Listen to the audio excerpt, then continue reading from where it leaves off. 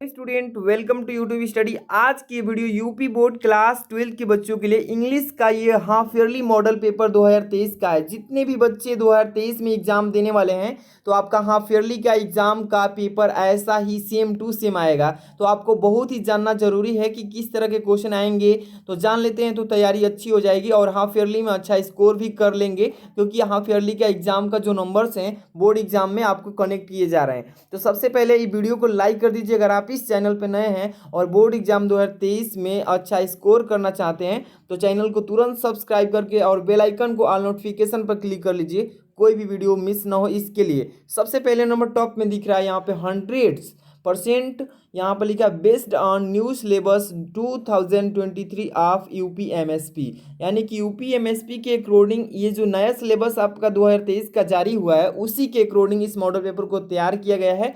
और यहाँ पे लिखा है कि बोर्ड एग्जाम मॉडल पेपर 2023, ठीक है। यहाँ पे सबसे पहले सब्जेक्ट देखेंगे, इंग्लिश का है क्लास 12 के बच्चों के लिए। टाइमिंग दिया यहाँ पे 3 आवर्स 15 मिनट्स यानी 3 घंटे 15 मिनट, और मिनिमम मार्क्स जो है आपका 100 मार्क्स का पेपर रहेगा, 100 मार्क्स का।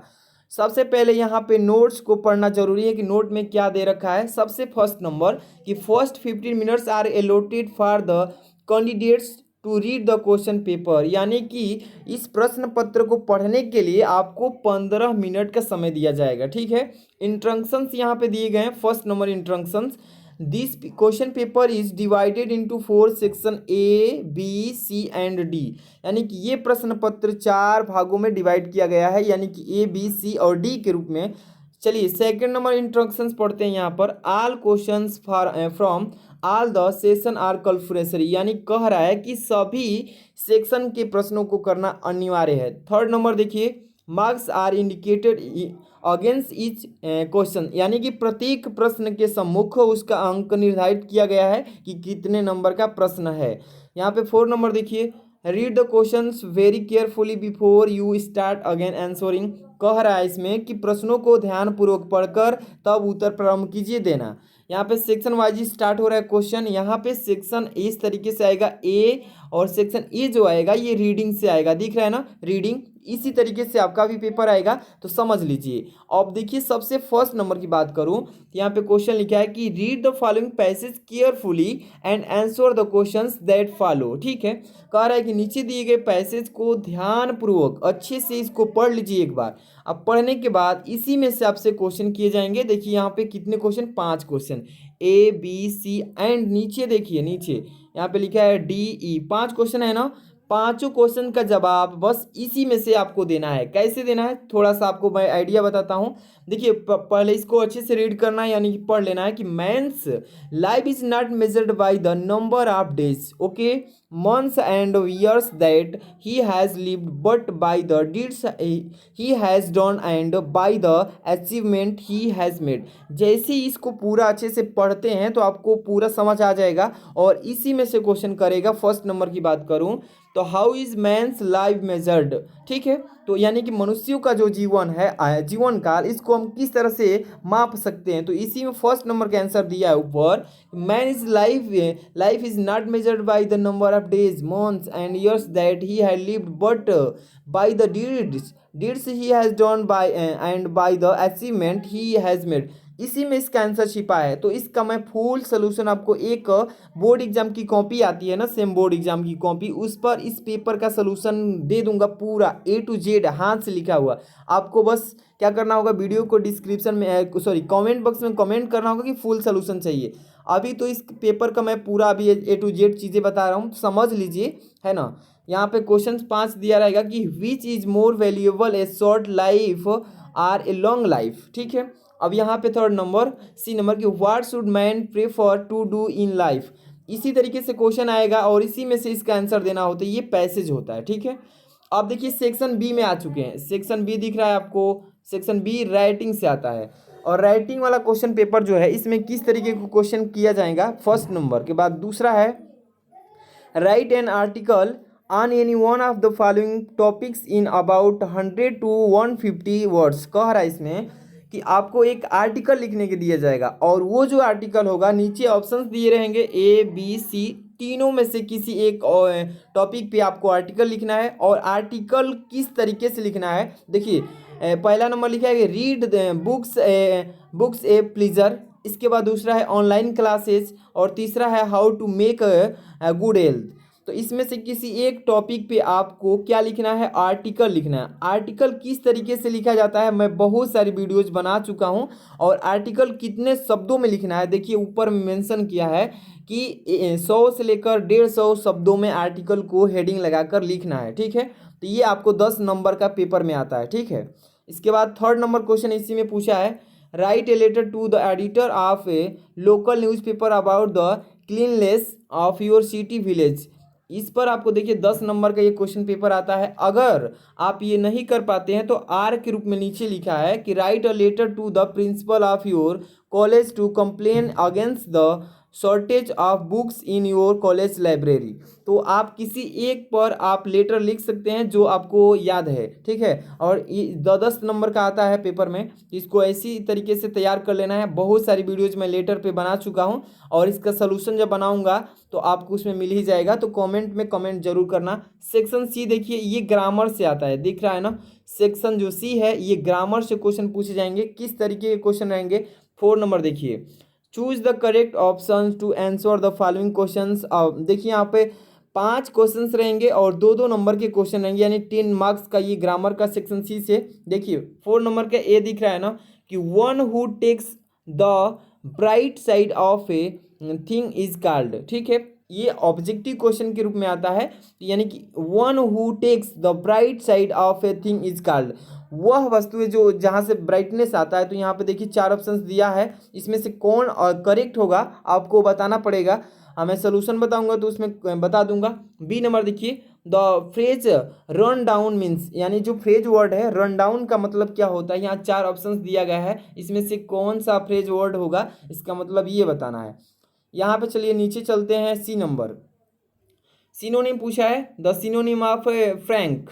फ्रैंक का सिनोनिम बताइएगा। फुलिश होता है, वाइड स्पोक होता है, शार्मलेस होता है, या कैंडिड होता है। कौन सा ऑप्शन सही है ये बताना था।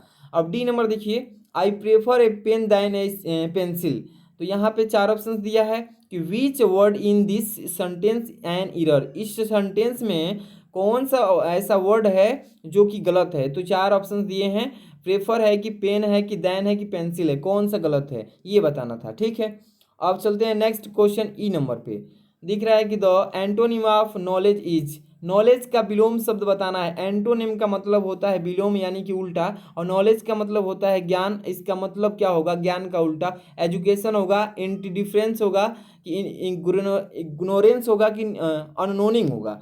तो नॉलेज का मतलब होता है ज्ञान, और यहाँ पे कौन सा ऑप्शन सही है ये आपको बताना होगा। 5 नंबर क्वेश्चन देखिए, लिखा है ए नंबर 5 का ए कि change any one of the following into indirect speech. कह रहा है यहाँ पे कि आपको डायरेक्ट के रूप में दिया रहेगा। देखिए 1 2 दिया है ना, इसमें से किसी एक को आपको इनडायरेक्ट स्पीच में नरेशन से क्वेश्चन पूछेगा। ये आपको डायरेक्ट स्पीच में रहेगा और इसको इनडायरेक्ट में चेंज करके लिखना होगा। ठीक है, देखिए लिखा है कि he said to me what did you to yesterday. यहाँ पे दूसरा लिखा है कि he said to his friend good morning how are you. तो किसी एक को करना है। ठीक है, आपको ये चीज़ें आपको ध्यान में रखना है कि एनी वन लिखा है ना ऊपर, तो एनी वन का मतलब होता है कोई एक को कीजिए और आपको 2 नंबर मिल जाएगा। और ये इनडायरेक्ट में करना है, डायरेक्ट में दिया है। ठीक है, बी नंबर देखिए, combine any one of the following as directed. ये भी 2 नंबर का क्वेश्चन, ये भी एक करना है। क्या लिखा है first number, it must be done the cost done is not count into a simple sentence. इसको कंबाइन कर देना है एक सिंपल सेंटेंस के रूप में। यहाँ पे दूसरा लिखा है कि he was so tried he could not run. इसको क्या करना है, इनटू ए कॉम्प्लेक्स नंबर, इसको मिश्रित कर देना, एक में बना देना है सेंटेंस में। 2 नंबर का है, कोई एक करना है। सी नंबर में देखिए, transformation in one of the following as directed. ये भी 2 नंबर का क्वेश्चन। फर्स्ट नंबर है कि you can solve it, passive voice में चेंज करना है। ये एक्टिव वॉइस में है पहले से, इसको पैसिव वॉइस में चेंज करना है। Second number, their glory can never fade, इसको इंट्रोगेटिव सेंटेंस में चेंज करना है। ठीक है, इसके बाद हम देखेंगे डी नंबर क्वेश्चन। लिखा है correct any one of the following sentences. ये भी 2 नंबर का क्वेश्चन है। फर्स्ट नंबर लिखा है कि I am tired in doing this, और सेकंड नंबर लिखा है death is dishonour preferable than, तो किसी एक को करना है, ठीक है। इसके बाद हम चलेंगे ई नंबर क्वेश्चन में। ई नंबर क्वेश्चन लिखा है कि use any one of the following pairs of words in your sentences to make the difference in their meaning clear, ठीक है। ये भी 2 नंबर का पेपर में आता है। फर्स्ट नंबर है ऑनरेली और ऑनरेबल, ठीक है। दूसरा लिखा है कि अंपायर इम्पायर, तो इसको चेंज करना होता है, एक किसी एक को करना है। हो गया 5 नंबर क्वेश्चन। अब हम आ चुके हैं 6 नंबर क्वेश्चन पे। ध्यान से समझते चलिए, एक एक पेपर को क्वेश्चंस, सॉरी एक एक क्वेश्चंस को समझते चलिए। लिखा है कि translate the following into English. ये जो है आपका 5 नंबर का पेपर में आता है। हिंदी में दिया रहेगा ट्रांसलेशन, इसको इंग्लिश में कन्वर्ट करके बना करके लिखना होता है। चलिए क्या लिखा है कि मुंशी प्रेमचंद्र एक महान साहित्यकार थे। उनका जन्म एक साधारण परिवार में और एक छोटे से गांव में हुआ था, फिर भी वे पूरे विश्व में प्रसिद्ध हुए। हिंदी तथा उर्दू दोनों भाषाओं में उनका समान अधिकार था। उपन्यास तथा कहानियाँ लिखने में वे कुशल थे, यानी कि बहुत ही अच्छे थे।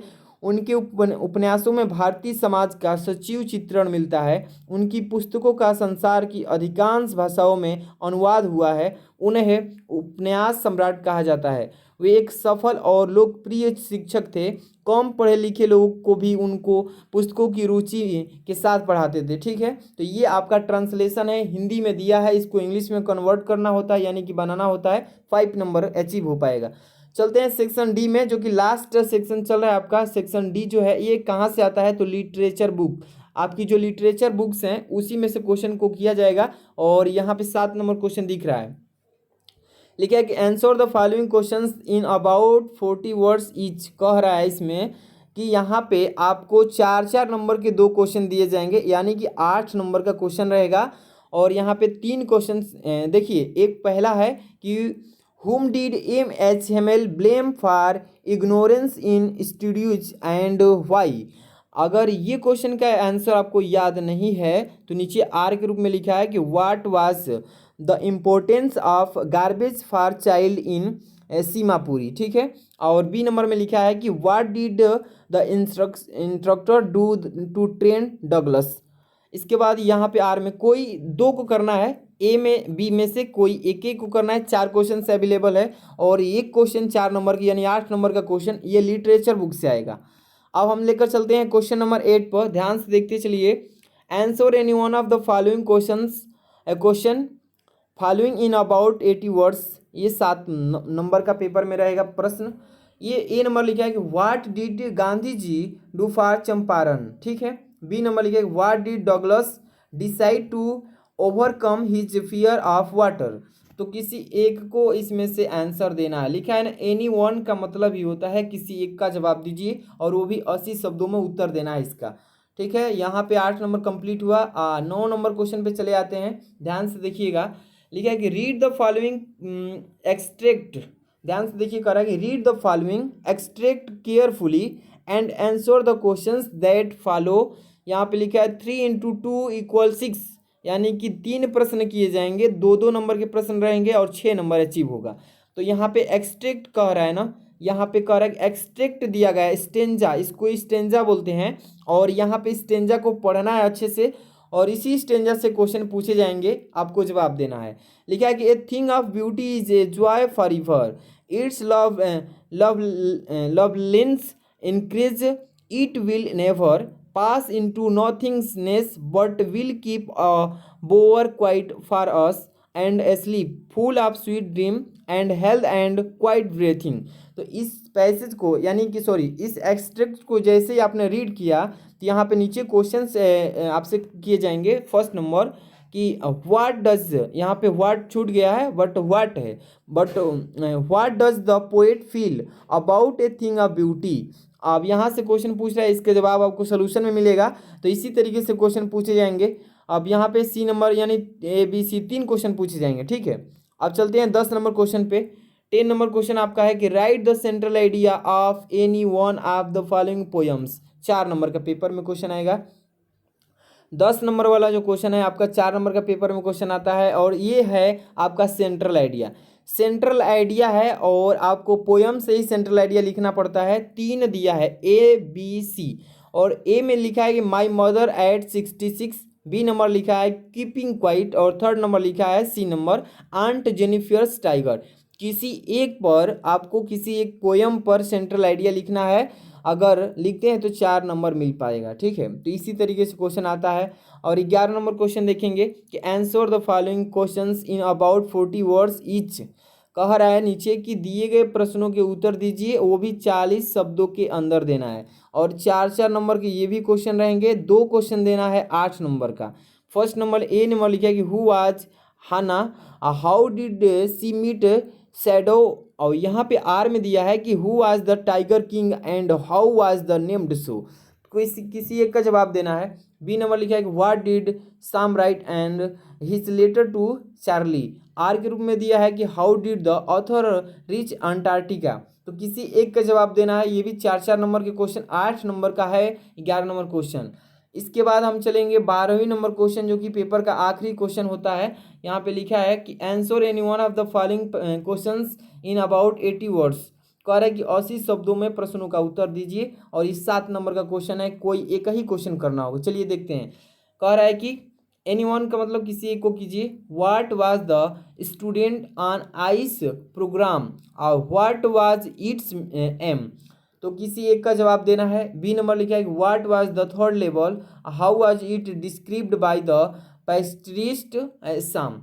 तो इसमें से किसी एक का जवाब देना होता है, जो कि आपके टोटल इंग्लिश में 12 क्वेश्चंस पूछे जाएंगे। इसी तरीके से अगर आप चाहते हैं कि पूरा सलूशन एक एक चीज़ का हम अच्छे से बताएं और भी बोर्ड एग्जाम की कॉपी पे, तो आपको कमेंट बॉक्स में कमेंट करना होगा फुल सलूशन इंग्लिश के लिए। और वीडियो को लाइक नहीं किए हैं तो लाइक कर देना, चैनल पे हैं तो सब्सक्राइब जरूर कर लीजिए, क्योंकि सलूशन जैसे ही आएगा तो आपके पास पहुंच जाए और बोर्ड एग्जाम 2023 में अच्छा स्कोर कर सकें। मिलते हैं नेक्स्ट वीडियो में। Thanks for watching.